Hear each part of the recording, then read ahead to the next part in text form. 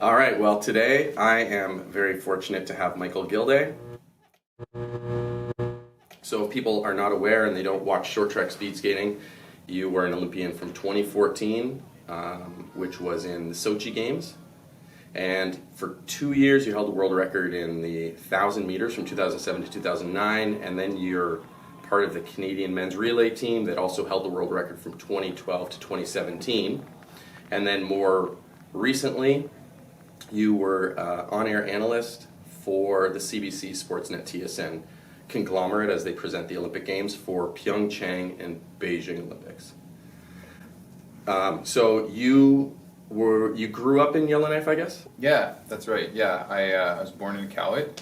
I lived there for a couple of years, and but yeah, I call Yellowknife home. I spent majority of my life in Yellowknife. Went to high school here, and yeah, grew up playing sports, all sorts of sports right here in town. Right. So what?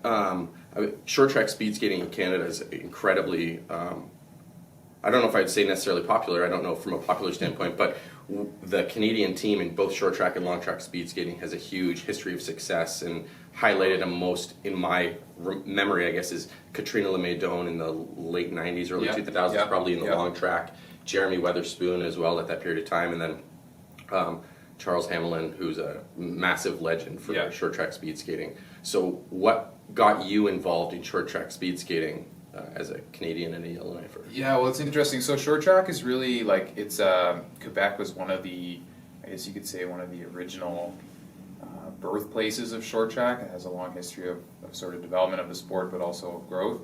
But right here in Yellowknife, we've actually had a club for a long time. Like, I don't know exactly, but I think it dates back to the late 80s, possibly. Right. And so, yeah, I got involved with the club here in town. My dad was a big hockey player. I had a friend who was sort of in the speed skating club, and, my dad was thinking, great, you'll be able to go into speed skating. It's a great way of learning to skate without the gear and all that stuff. But, yeah, I'd asked if I could follow my friend into the program, and so I did. And I joined up, and became something that I was really interested in, and was really lucky that we had such an active and pretty relatively large size club actually in Yellowknife relative to other clubs across, I'd say, Western Canada. In Quebec, there's some really big clubs, but the Yellowknife club has been over 100 people for many years. Right. Which if you look at clubs across Western Canada, you'd be hard pressed to find too many that are exceeding the numbers that we have here in Yellowknife. So. Yeah. Right, and when you put it into context for people that aren't aware, the territory of Northwest Territories is approximately 45,000 people. Yeah.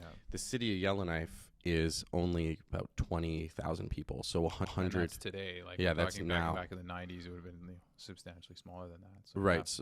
So you take into account that number from, a Calgary or an Edmonton or a Vancouver. It's a much smaller population base that we're pulling from. So city, it's a city, but it's a much smaller Canadian city. It's the only city in the territory, and much smaller. Yeah, my understanding was that Calgary Saddle Dome houses much of the national program for long track speed skating, I think. The Olympic Oval. Right. Yeah, the Saddle Dome where the Flames play. Right. The Olympic Oval on the UFC campus there is I mean, I trained there for a number of years, and they have a short track program that's gone through some ups and downs in terms of strength, but the long track team has been concentrated there since it opened just prior to the 1988 Olympics. Right, yeah, one of those like legacy buildings of having housed the Calgary Olympics in '88, that sort of stuck around, and then you have bases of Winter Olympic sports there. I think the bobsled team is based out of Calgary as well from the track that was built. But the short track program, for the most part, is Montreal, Quebec based. That's right, and that's going back to that, like I mentioned, short track sort of being, or Quebec being a birthplace of short track in a way. Right. The island of Montreal has, I think it has more clubs than some provinces. Or I know it has more clubs than some provinces do. Right. And so you just have, and then you add that to the clubs that are in the surrounding sort of suburbs of Montreal, and you have such a huge sort of hotbed of short track, really one of the top places to practice short track in the world. Right. Sure. Yeah, and then to modern times, you have all of this success based out of that small region, which sort of begets more success in this 100%. really localized 100%. area. Yeah, you have like athletes who become coaches and families who become involved and volunteers, and they bring in their friends, and the coaches sort of, or the athletes bring the resources and the knowledge of the sport that they have into their coaching, but you also have technical people, and just that legacy, it totally builds things over time. There's no doubt. So do you know when short track speed skating became a part of the Olympics officially? In 1992. Oh, okay. Yeah, so in 1998, it was a demonstration sport in Calgary. Or 88. Or sorry, in 88, yeah. And then in 92, it joined as an official medal sport with a slightly reduced sort of medal event list. But it's since grown a little bit since then.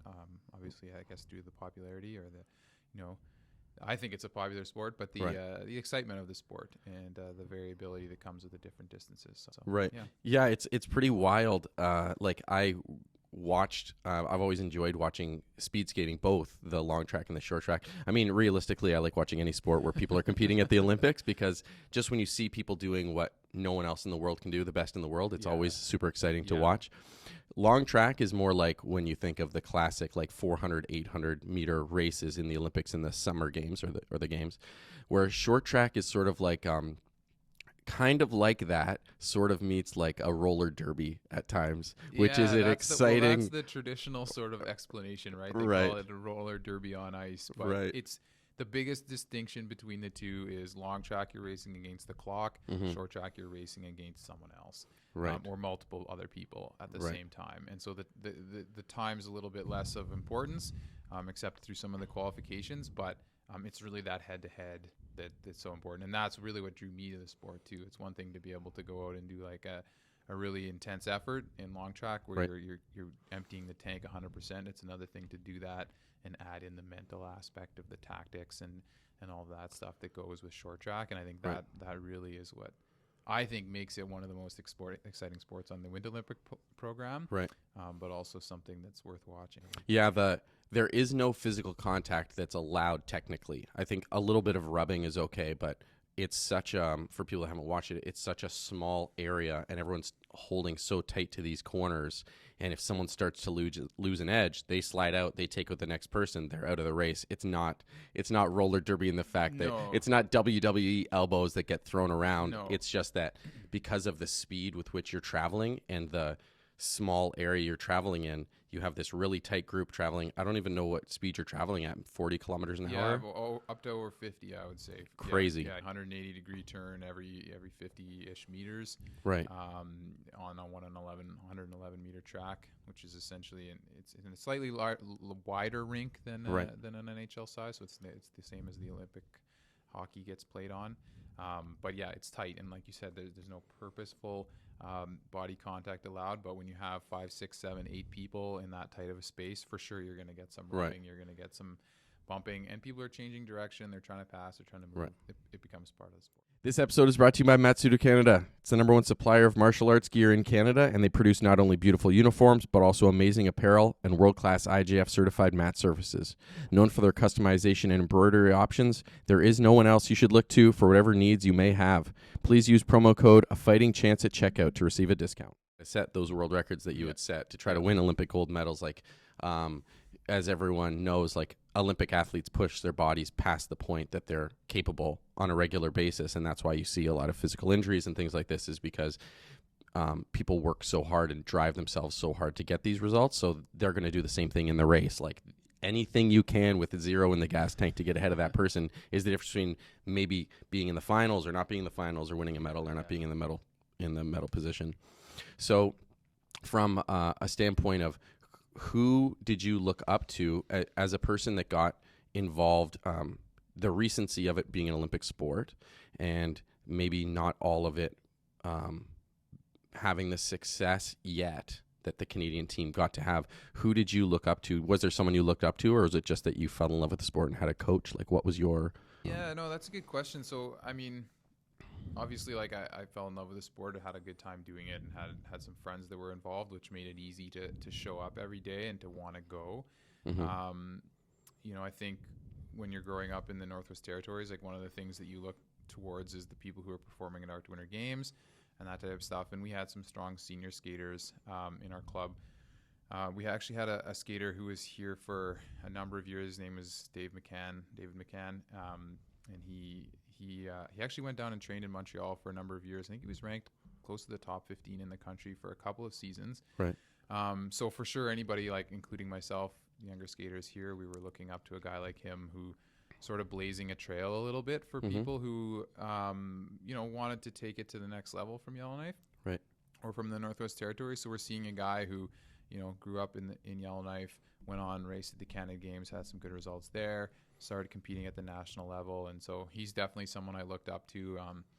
But we're lucky in Canada too. Like, we have a lot of, I would say, really strong results, especially all the time actually in short track, but really in the early days too, there were a lot of really strong short track results at the Olympic Games, multiple Olympic medals, and sort of. So for when I started paying attention to that type of thing, was around '98 Olympics, and I'm seeing the men's relay team there winning gold in Nagano, big Right. result, and then through 2002, watching Marc Gagnon and Francois. Sorry, not Francois Louis Tremblay, but Joe Guillemette taking 1-2 in the 500 in Salt Lake.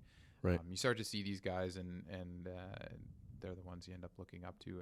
And actually, I got to skate with some of those guys as well, which is kind of cool on a crossover basis. Yeah. Right. It's pretty amazing from my experience athletically as well, when you meet people that you looked up to at such a degree and to get to spend time with them. And I can't speak for the big four sports of baseball and hockey and NFL. I'm or Major League Baseball, but in terms of other sports that aren't of those caliber, what my experience has been meeting many people like yourself, and when I was commentating in the summers, when you meet many people from these other sports, they're such humble, good people that are just excited about sport. Maybe that's the case with the other sports as well. I'm not close friends with any Toronto Raptors, and I'm sure a lot of them are great guys, but when it comes to the Olympic sports, it's really great people typically. So the first time I met Nicola Gill, who's the flag bearer for the Canadian team in the Athens Olympics, he had just medaled at the 92 Olympics. I was 10 years old, and he was like, I probably got him to sign 20 different pieces of paraphernalia as a Canadian, so excited to see a Canadian medal at the Olympics, and as a 10-year-old. Yeah. And then I've got to know him more and more over the years, and just a great guy and one of the greatest Canadian Olympic athletes ever. Yeah. And so I'm sure your situation of meeting these people that you looked up to and saw them blaze the trail for short track speed skating in Canada was probably a pretty awesome experience. Totally. And I think, like, for me, it was a little bit of, you're a little bit in awe. Like, I remember doing my first national team camp in 2006 and going out to Quebec for that, and just being, kind of being blown away that I'm at this camp with Jonathan Guillemette. Matthew Turcotte's there. Also Lee Tremblay's there. These are all guys that I watched on the World Cup, through my teenage years, performing, winning at Olympics, at the World Cup level, World Championship level. And here I am, like, kind of expected to be skating and training with them, which was a bit of a, it's a little bit overwhelming, and it's easy to get caught in the headlights a little bit. But short track's also kind of an interesting sport in that it's so competitive within Canada, that that if you want to make those teams, you're going to be competing against those guys, right? And you have to beat them at some point. So I like to think of it as kind of like, kind of a little bit what you mentioned, like looking at other athletes and saying, like, what do they do well? What are the things that I can emulate from that, but also not getting too involved with hero worship. Right. This idea of, like, putting somebody way up on a pedestal and being like, I can never touch them because they've done X, Y, Z, and I can never do that. It's like, no, like, why not me? Right. Why not look at it and say, why can't I do that as well? And knowing that if I can learn from the things they do and then bring the strengths that I have, maybe I can, get to the same level as them. Right. I wouldn't say I got to the to the same level as some of those guys by any means, but like, I think when I think of younger athletes coming up and looking at these big names, or whether it's if you're an athlete in the territory and you're going down to the south and you're racing or competing against athletes who are at a level that you think is above yours, remembering that they're human and that they're, just because they've achieved a certain set of results doesn't mean that they're unbeatable, or that you should be so intimidated by them when you get into a race that you get away from your race plan or your competition plan, and that you completely go off and just sort of blow it. And that's I think that's a really important thing to think about, and something that took me a bit of time to learn. Right.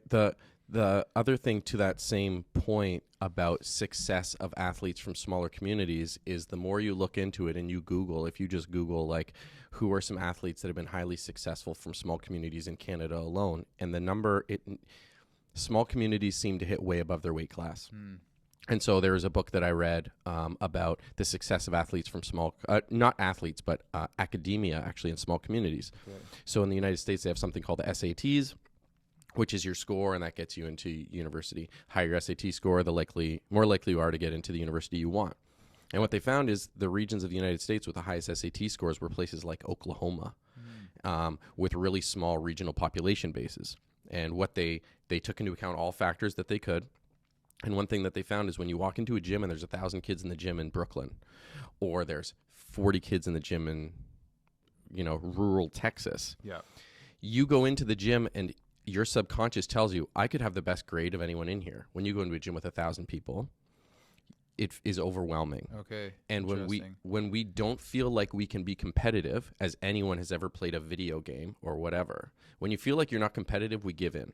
When you feel like you have a chance to be competitive, then we can perform better than we normally would. So if I think I have a chance, I'll put in extra effort. And any athlete, I think, has felt that. When you're close, all of a sudden you have a gear that you didn't expect, where it's running or whatever it is, and you push yourself further than before. If you start a race and that person's 50 meters ahead of you and you feel like you're not even getting going, we give in. We don't put in that same effort. Yeah. So I think there is a correlation to small communities, is that you come from a town of 5,000 people, you could be the best in your town. You can push yourself in a way that you may not when if you walk into the same rink in Toronto, maybe all of those kids being there feels overwhelming. And when you look across sport, you have guys like Patrick Marleau. I think his hometown is 50 people. He's played more games in the NHL than anyone ever. Youngest player in the history of the NHL. And you have athletes like Becky Scott, Ryan Dempster, Jordan Tutu, Haley Wickenheiser, all these people from really small communities in the country that are some of the most famous names that we've ever had in sport come from these really small places. And I don't think that's entirely an accident. So you coming from Yellowknife, believing you can be competitive, and then stepping on the stage with those guys already having that skill set. Oh, they're not superhuman. This isn't Superman I'm racing against. It's still just a dude on skates racing me. Yeah. Well, I mean, it's interesting what you said about the piece about sort of the smaller sample size allowing you to like believe you can be the best. And I think that's certainly, I think there's some merit to that. I think one of the biggest things that I sort of recognize as important in sport is confidence. Right. A lot of times, you can get down on yourself, or you can sort of psych yourself out if you're not confident. But when you are confident, you can sort of do things at a level that you maybe exceed what you might be capable of. You sort of rise above yourself. And I think that idea of the big fish in the small pond is great in terms of developing that confidence. But it's important to have the chance to be exposed to the bigger pond and to realize that there are other fish out there. Right. And so I think like growing up in a smaller place, I was lucky here to have a club that was a good size. But what I felt really lucky to be able to do was to participate in lots of different sports. So I wasn't just doing short track from the age of 5 or 6 or whatever until I left Yellowknife to pursue training in the South. I played all the school sports. I played soccer in the league here. I was a big cross country skier and participated in the high performance team here, and was able to use all of those opportunities to grow my fitness base, grow my skills, sort of gain, I guess, better, body awareness and athletic ability. And I think that's something that you talked about, the small town, like bringing it back to that. A small town provides the opportunity to do that in a lot of cases, right? If you're living in a Calgary or living in a Toronto or a Montreal or something, and your family lives in one place and the rinks that you need to go to is on the other side of the city and it's a 45-minute drive, but the soccer pitch you're also going to is in a 35-minute drive the other way or whatever. It's impossible to do all of that. You're just constantly having your parents drive you all over the place, or your friends or whoever, and it's just, you can't do it all. Right. But in Yellowknife, you know, like, and I have to give huge credit to my parents, my family, because they put in an incredible amount of time as volunteers to build up some of the clubs that I was involved with, but also to support me as an athlete. Like, you know, my mom I would go to a school sport after school, and she would pick me up and she'd have dinner in a container, and we'd be heading straight to the rink, which was luckily only 5 minutes down the road for practice, and we'd be going home afterwards and getting home at 7 or 8. Whereas that wouldn't have been probably possible, right? Some days I was even fitting 3 things in after school. Right. And that's an advantage that people growing up in small towns have. So in larger centers, maybe you're able to specialize, maybe you're able to have a more competitive group of people around you that rises you up. And that's a competitive advantage that folks in the bigger centers have. But in the smaller centers, we have that ability to diversify and use some of the other things in our centers as ways of growing up whatever other skills we're trying to build. Right, and to that same point, with the NCCP as an example, they talk about a lot about long-term athletic development and specializing in most sports. There are very few sports that you need early specialization because it's so competitive so early, but it's very few sports that early specialization is actually beneficial. Yes. It stresses kids out. It puts a level of anxiety on them at a time that they're not capable of handling it. For instance, you can talk about professional athletes choking.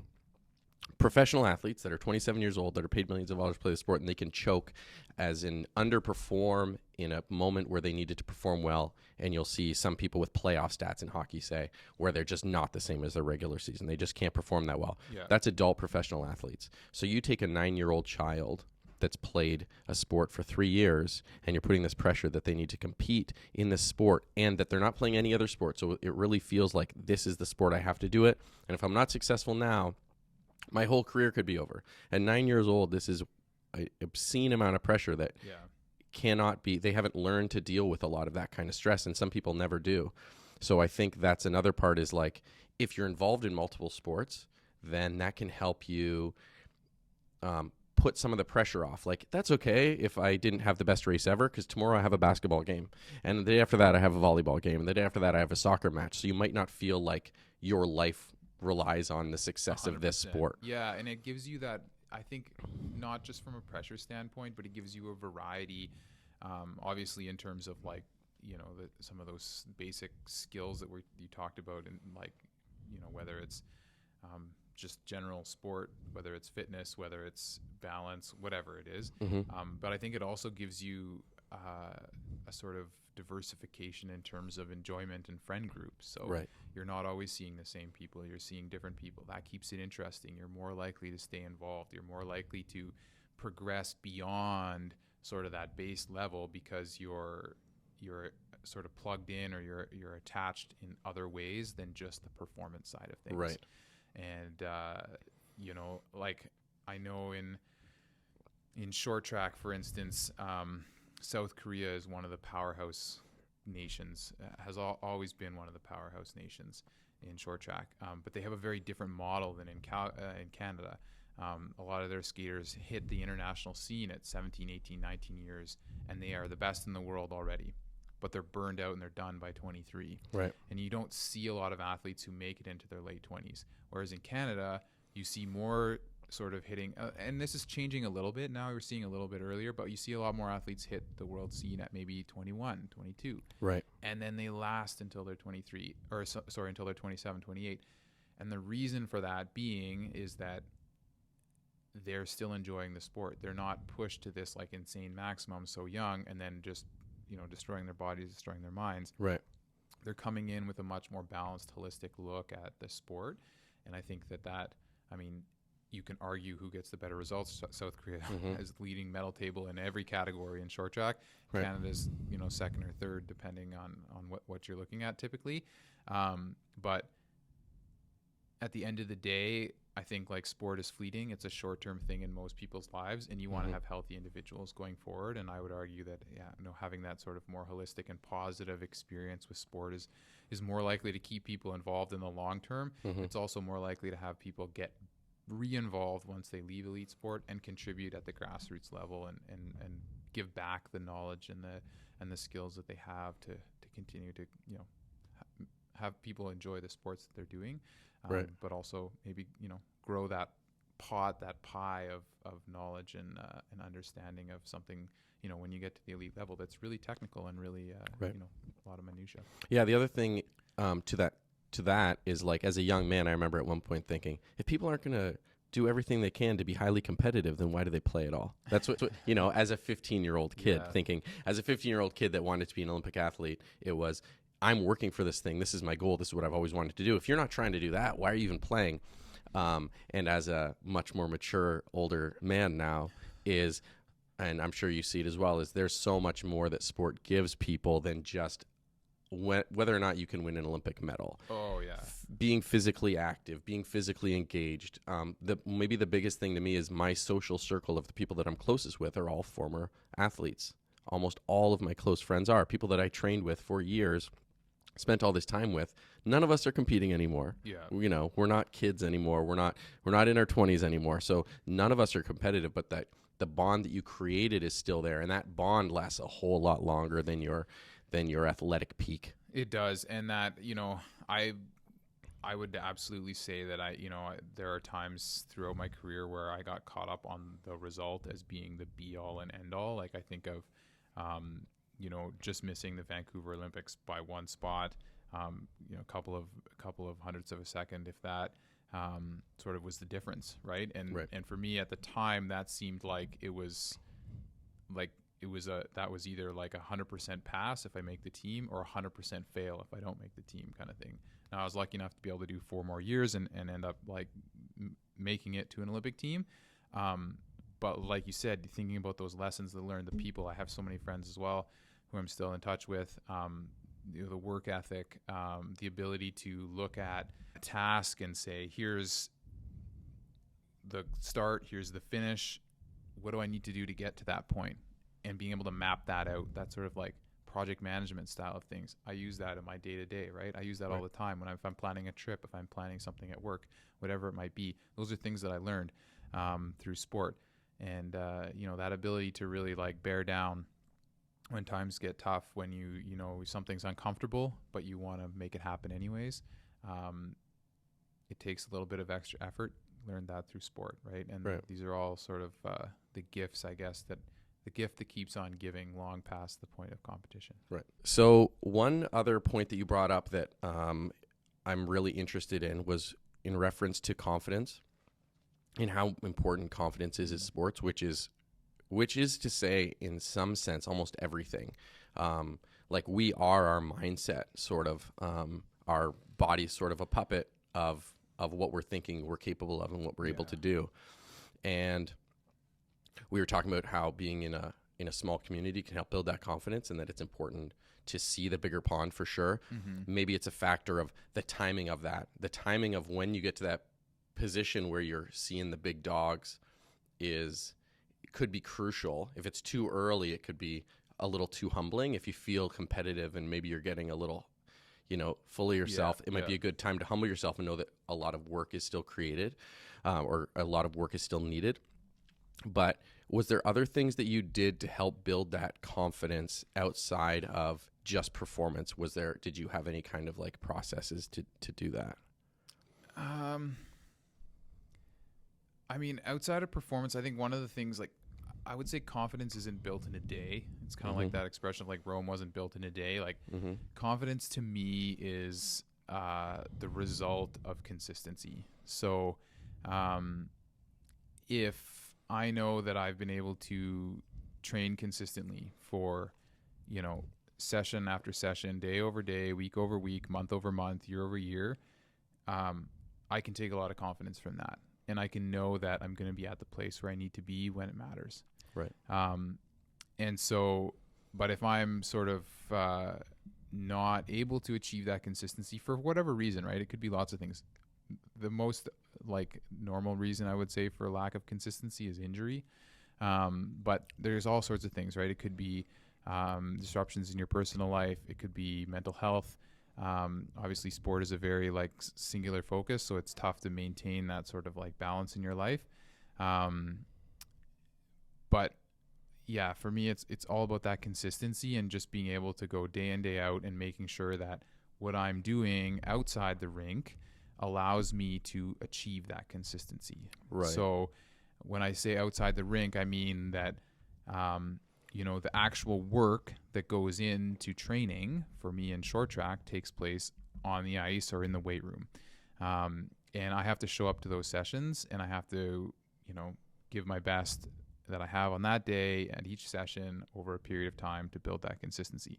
But if I'm not doing the things that I need to do outside of the rink to make sure that I can show up at those sessions and give the best that I have on that day, then I'm probably not going to achieve that consistency. So that's thinking about recovery. It's thinking about nutrition. It's thinking about that balance side. Am I having enough time where I'm spending enough time with friends? Am I seeing enough people outside of the rink and outside of that sort of like very sport-centric circle that allows me to engage in other things, so that when I show up at the rink, I'm fresh enough to build that consistency. And I think that's, I think that covers a lot of different things in life. It's not just in sport, Right. But really, it's about plugging away over time, and then when you show up, you can bank on that. You have that in the bank, right? So you can go and say, look, like, today's the big day. It's the big competition. This is the make or break kind of thing. Do I feel ready? And you're like, well, I don't know if I feel ready. But if you can look back and say, oh, I've checked all these boxes. I've done all these things. And not only did I do all these things, but I did them multiple times and did them consistently, then you should be able to take confidence going into that day and say you're ready. Right. Yeah, there's two things to that. The one reference that I like to make is I'm sure everyone has had to do some sort of public speaking for school or whatever. Yeah. And what they used to say, the number one fear in America was public speaking and number two was death. Okay. So, and what I found as a kid that had to do a school speech is if you've ever done a school speech where you didn't do the work, and if you've ever done a school speech where you did the work, how those go. You didn't do the work, you go up and you're sweating from head to toe. It is the worst position to be in.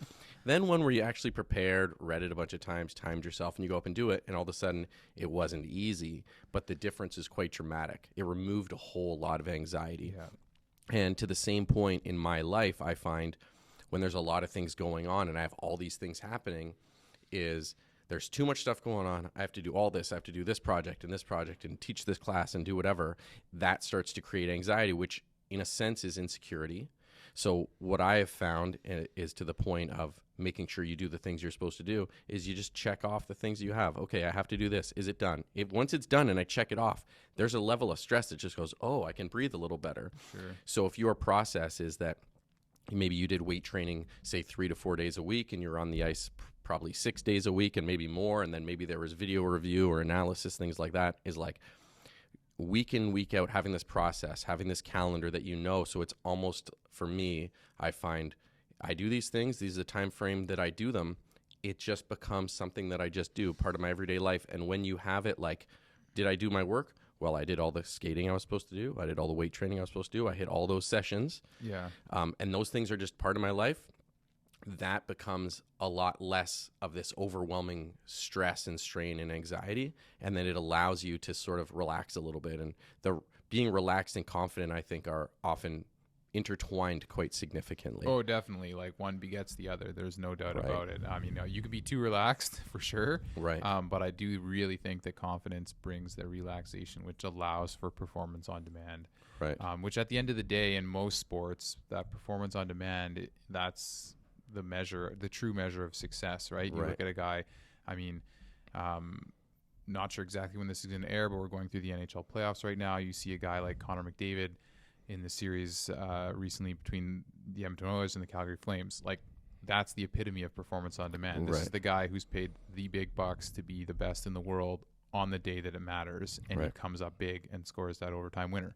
In Right. back-to-back series. Exactly. Yeah. And like putting up record numbers the whole way. And that's performance on demand. And that, like, if you're able to develop that confidence in whatever your process is, like Mhm. you talked about the box checking, kind of having the lists, and I think that's a really cool way of going about it if that's your type of thing. But sort of bringing it back to this idea of the small town, and then having, you know, these, if you're a bigger fish in a small pond or whatever, those things are easy to forget, right? Because maybe your performance on demand at a lower level is good enough for you in that spot. But if you want to go to that next level, if you want to move out of that, you know, you might forget that I need to be checking all those boxes, because you can get away without doing it. Right. So beginning to instill habits in yourself, and Right. that habit of excellence, even when nobody's looking, and going back again to that piece of what I was saying about what happens outside the rink. What you do when nobody's looking is really like a measure of your result at the end of the day. Like, it's going to be the thing that's going to show up. If you go to a training and you perform all the time, but you're out every night late, you're not taking care of your recovery and all that stuff, it's going to show up in your other things. Right. And nobody's telling you have to do the stuff outside of the rink. No coach is there giving you lap times, giving you feedback on your technique, whatever. Nobody's sitting beside you while you're making the decision of whether you're going to go grab fast food tonight because it's easy, or whether you're going to actually plan ahead and go and buy ingredients and build a nice meal that's nutritious and that has all the things you're going to do. Right. There's nobody sitting there watching that. And so those things are really important to building that confidence, to making that process, to moving up and moving on to a higher level, if that's what your goals are. Right. Yeah. I find embracing those moments can be nice, or that's what I try to do. So I like the idea of showing up to the gym early when no one else is there and not all the gym lights are even on and you start lifting. There's something about that. It has that sort of like Rocky Balboa feel of walking into this little gym and there's nobody there and the place is a dump, and it doesn't have to be that way, but it's like the idea that, you know, there's a confidence to I'm doing things when no one else is doing them. And I know that no one's pushing harder. That is a really like powerful thing, and sort of just embracing that, like, not in a judgmental way, but there's lots of free time. We're not always the most efficient creatures. So if you like watching movies, watching the movie while you're lifting weights can be, you know, or like I watch movies while I will run on the treadmill, things like that. Like you can do those sorts of things. And then for me, that becomes guilt-free, you know, guilt-free slothness, I guess, in a sense. It's like, oh, I can watch Stranger Things while I'm on a treadmill, and now I can watch all 90 episodes that are an hour and a half long or whatever and not feel bad about it. Yeah. And the other part about the relaxation and confidence is what we do physiologically and our mindset is so connected. So, for instance, if I was to offer you $1 million and I said, I need you to cry real tears and I'm going to give you $1 million to do it, the first thing that most people do is they change their physical appearance. They hunch over, they lean, they get in a position that looks negative, like they're sad. Then they start picturing something sad that happens, and then maybe they're able to do it. And so when you think the first action was this physical state, you change your physical state and your mental state, but you don't do it without changing your physical state. No one's going to try to cry sitting like this with a big smile. Yeah. So you change your physical state, which affects your mental state, and it goes both ways. So when you think of like if you've ever watched 100 meter in slow motion, they always show a clip of it in slow motion, and you watch them move, you'll see the jowls of their cheeks bouncing like a short-faced dog almost. Yeah. Every part of them is so relaxed. Being relaxed allows us to do it. I'm sure similarly, the goal is not to be robotic in your form in short track speed skating. I don't know about the technical aspect, but parts of it, your body has to be relaxed to move. If we're too rigid, then we're not fast. It's sort of holding us back in a lot of sports anyways, I'd say. Yeah, no, it's kind of interesting. We talked about the body language and that type of thing, and I think you can tell a lot about an athlete from their body language. And I think in short track, you know, like you mentioned the word robotic, certainly through the training, robotic is good. You have to sort of like build that base of like, what are the movement patterns I have to go through? And a lot of that is repetition, and just really hitting it over and over again. And I think the idea is to not become robotic, but to become automatic. Right. So it's not like it's not that I'm going to go out in something and only be able to do one thing.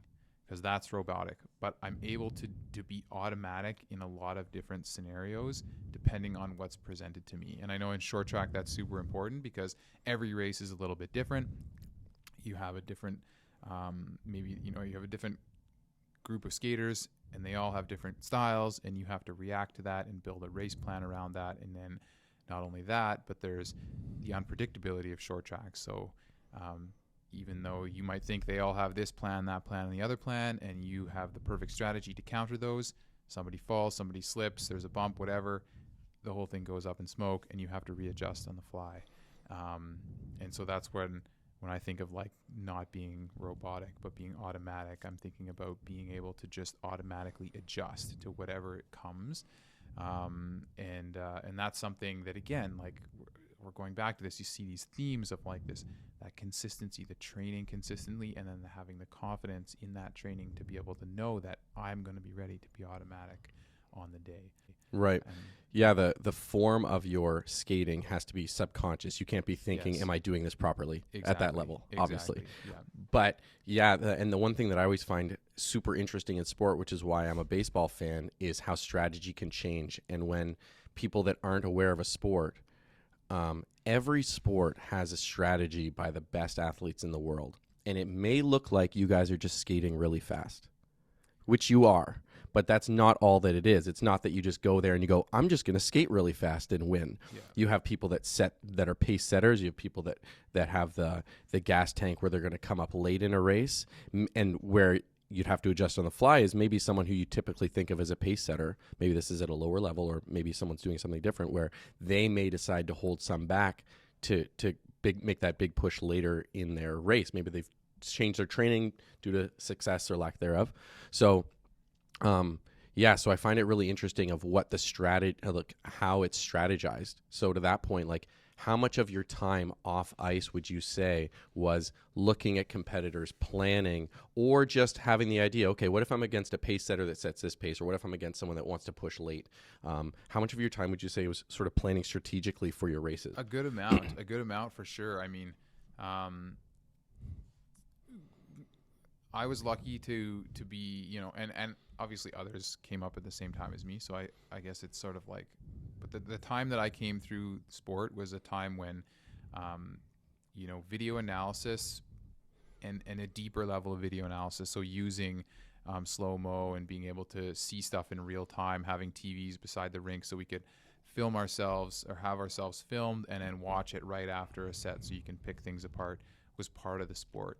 And so there was definitely a lot of, a lot of video analysis that went on. One of the things that I like to do is sort of take notes on other skaters. So I'd go back and watch World Cups, and I would,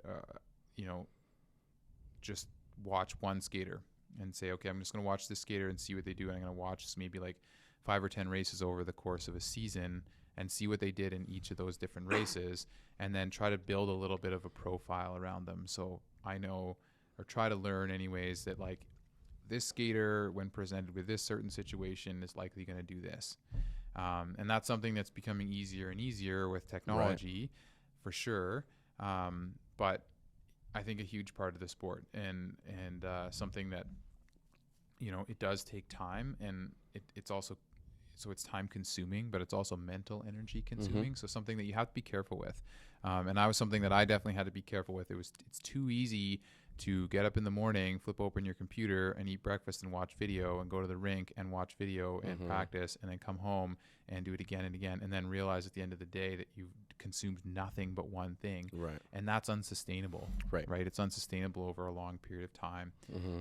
So it's finding a balance, but definitely, like, I think, piecing those aspects together can be a really useful tool, especially at the elite level. Like, we're not talking about like 12-year-olds doing this here, right? But if you want to be at an elite level, being able to pay attention to some of those details is great.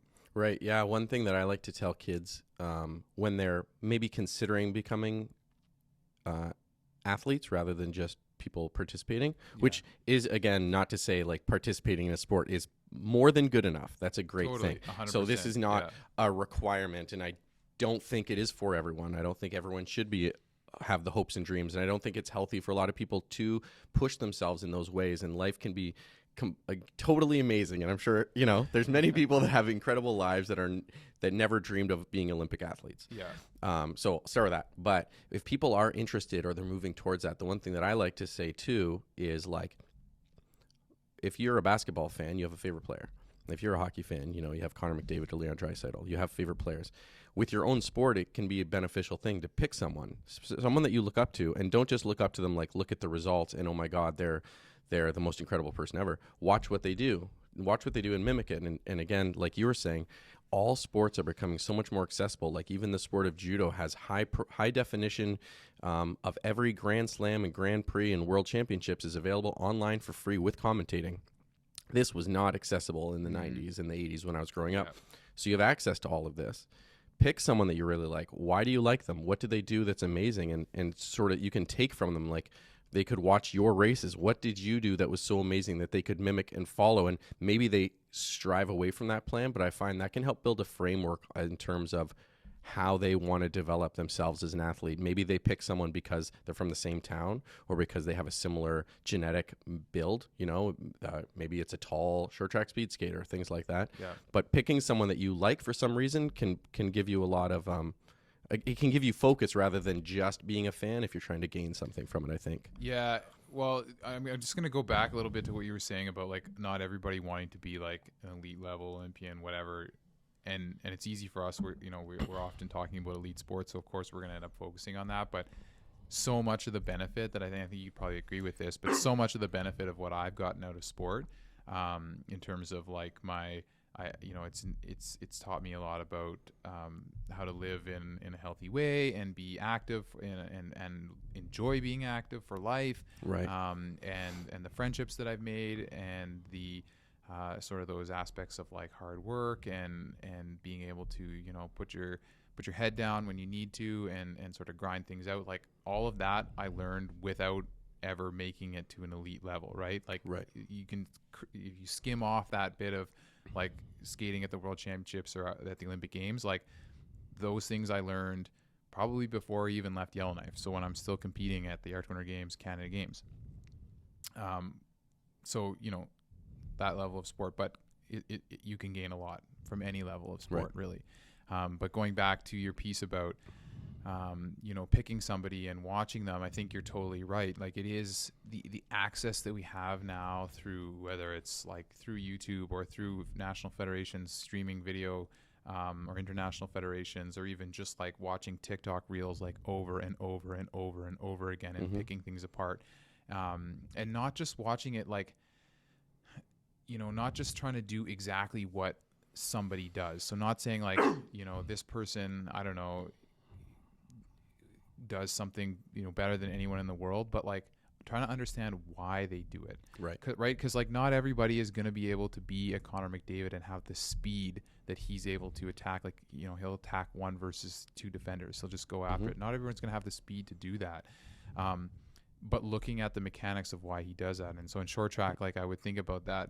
One of the things I would sort of relate that to is like Onyun Soo or Victor On. He changed from South Korea to Russia partway through his career, so it kind of has 2 names. But I would say he's widely considered the greatest short tracker of all time. And it's easy to look at a guy like him and say, oh, that angle, like I need to do this. And if I can do that, I'll be equally as great as him. Well, obviously, it's not true. But understanding the mechanics of like, why are the angles that he's achieving important? Right. Why is the hip position that he's achieving important? Why are this track pattern that he uses allowing him to do certain things? And so it's looking beyond that and saying, okay, well, if I can sort of look at the why and understand that, I can apply that to the how of how I do it. Right. And then put it to use in a way that I'm able to do it, because right. he's different than me. He's, when I look at him, we aren't that much different in height, but he probably was about 20 or 25 pounds less than me. Is a much slighter individual. So like, I'm not going to be able to do all the things that he can do because our body types are a little bit different, and that's totally fine. But if I can look at that and understand why he's doing those things, I can learn how to apply them to myself. So it's important to not get, and I'm going to go back to that thing I mentioned about the hero worship, right? It's not like getting caught up on so much like he's doing this, he's doing that, I can't do it at all. Not true, right? It's understanding that why, Right. and then applying it to yourself. And I think that's super important, because you don't just want to be watching video forever and saying I'm emulating this person because of exactly what they're doing. It's like, why are they doing the things that they do? Right. And that's where you dive into it. Yeah, the two aspects is like you can look at people for strategy and play and where they're doing things for sure, and that can be so beneficial. Or depending on the sport, like you could be playing any sport. Maybe it's the grip someone holds the stick, or maybe it's the way that they hit the ball with their foot, or whatever. There's a lot, and then there's the physiological aspect where it could be.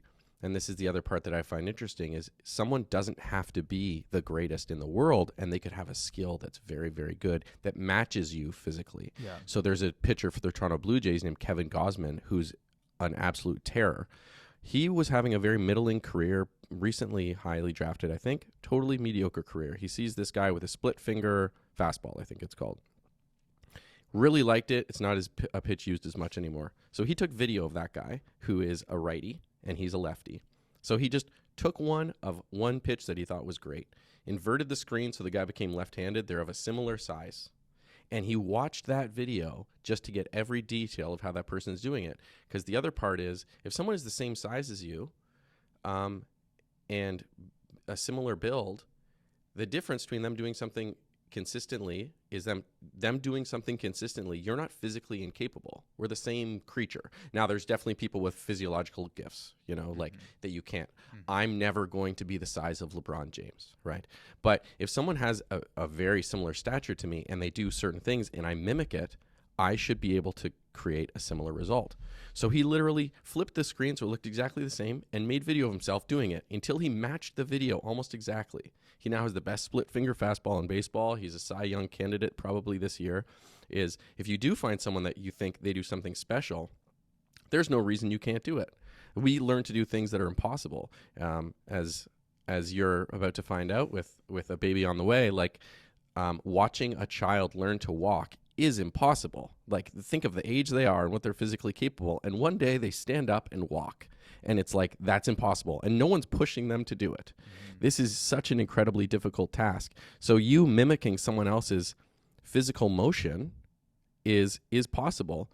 It's just look at those details and break it down, and you can use slow motion, and we couldn't have video cameras in the 1980s to, people just didn't own them. Yeah. But there's a lot we can do to mimic physical motion, I think, too, to copy something that doesn't require someone else giving you input. That can be interesting as well.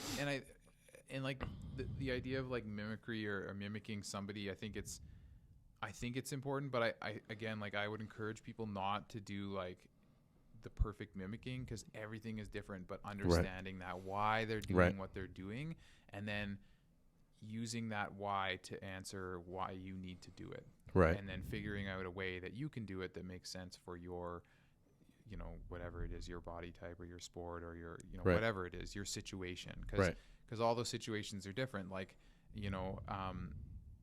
a good example of that in short track is like ice conditions, right? So something, if you were to watch someone doing something all the time in one rink condition, with a nice, like, really fast hard ice, doesn't break, everything's great, and then you tried to apply that to another rink where it's more humid conditions, the ice is a little softer or breakier, you're probably not going to be able to make it happen. You're not going to be able to mimic it because it's different. But if you understand that the reason why they're setting that angle, or the reason why biomechanically they're setting their hips in a certain direction, and why that's advantageous, then you can apply that to the scenario that you're in, the situation that you're in, and use that to improve over time, obviously.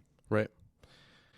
Yeah, awesome. Well, I think we're just about out of time today, but it was awesome to get to talk to you, and I'm guessing you're still involved in some aspect in the sporting world outside of just commentating the Olympics, which is a pretty awesome gig. Yeah. We're